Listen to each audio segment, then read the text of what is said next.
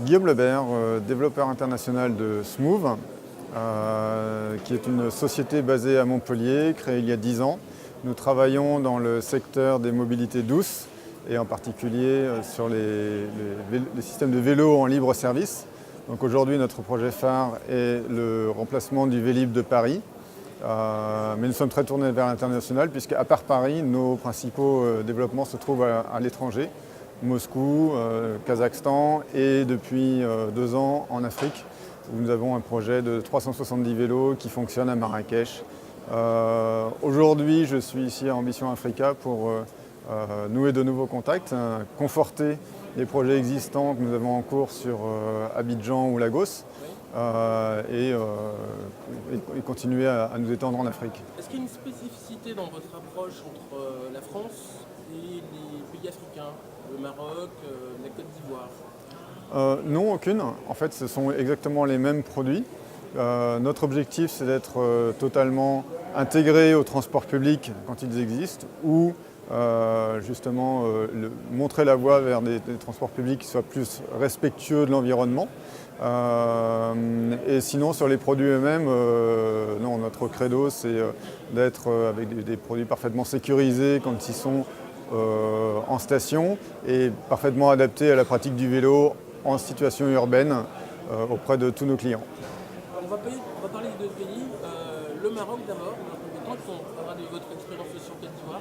On commence sur le Maroc, le projet que vous avez déployé là-bas. Oui, alors ça a été installé pour la COP22.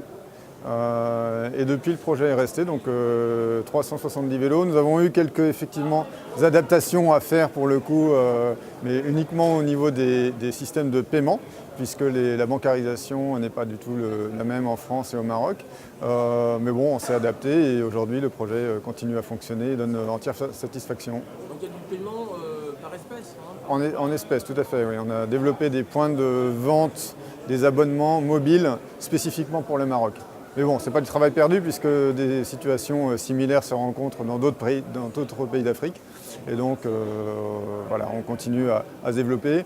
Également s'adaptant au niveau du mobile money, qui est la solution de paiement aujourd'hui sur les pays en Afrique noire en particulier.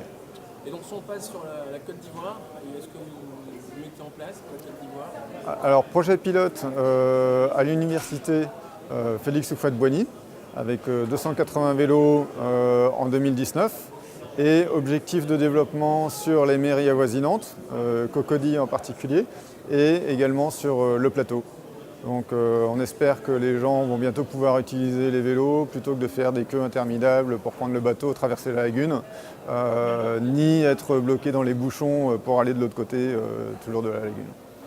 Très bien. Alors dans les 2-3 ans qui viennent, si on faisait un peu d'anticipation, comment vous voyez-vous ce développement du vélo sur le continent africain? Alors le vélo tout seul n'est pas la solution.